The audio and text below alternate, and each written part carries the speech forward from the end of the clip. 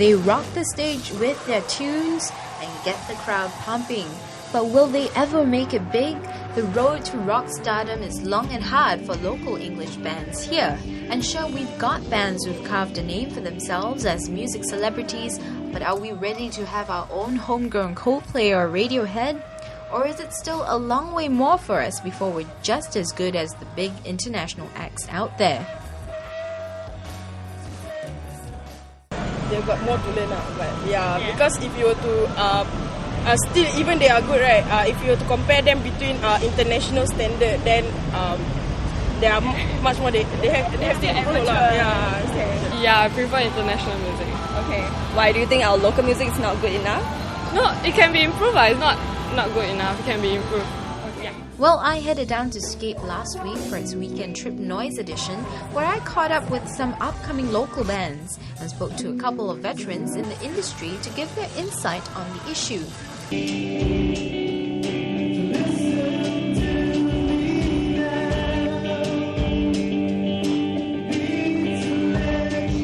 Meet Jon Chan, who's been playing with local band Plainsunset for over a decade, and Kevin Mathews, who's been a songwriter for over 30 years and has scored music on several Eric Koo films, including Be With Me, Me Pok Man, and 12 Stories. Yeah, definitely there are a lot of changes. Obviously, changes in technology has meant that it's cheaper for bands to record music now. So also because of the internet, there's also a greater opportunity for bands to promote themselves, not only just in Singapore but worldwide. So definitely, apart from that, also there are more opportunities now to play. As you can see, the number of gigs there are in Singapore nowadays. John, do you want to add anything to that? I think I agree with Kevin. There's a lot of these opportunities that have come up. I think things like support from a lot of different parties. Like we're getting a lot of middle management people coming in to help.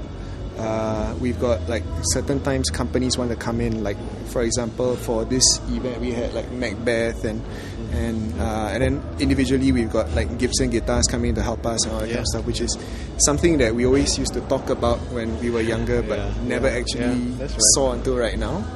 So there's a lot of it. There is one thing that we're just hoping though, that the people, especially the younger bands who get that kind of support early, that they recognize that this is something that it doesn't happen to everyone, I think, and so I'm just hoping that a lot of younger bands kind of recognize that and they don't take it for granted.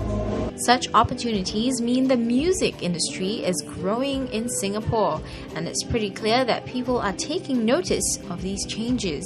Oh, I think it's growing. It's growing better. You think it's getting better? Yeah. Because, alright, if you're in the MRT, you see all the one they're carrying their guitars as well.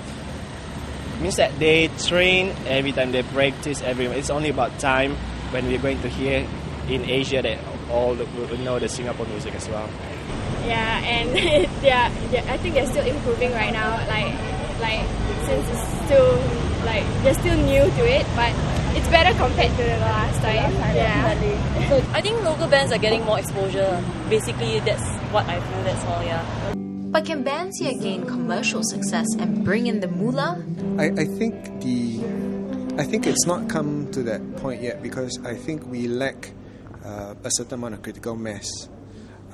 Also, of course, with the internet age, we've seen the whole idea of when we sell an album, 1 buy, 10 rip, which is normally will therefore result in a 10% profit, if any, depending on how much. But so I think it will take. There's some down and some bad side, but I believe at the same time that big picture, I think artists need to adapt. Maybe in the next 5-10 years, we can actually start seeing guys who write their own songs and really go pro. I'm not talking about just Stephanie Sun or Tanya Chua.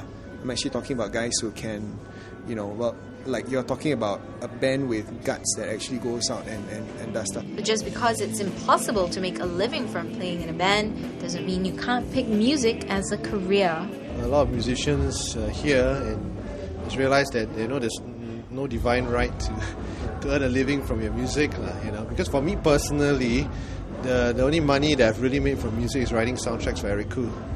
Other than that, slim pickings, But I think that in the long run, if they build up the infrastructure properly, and also, not just Singapore, but if the music can spread over to the region as well, then I think there's possibility for many bands to actually make this a living.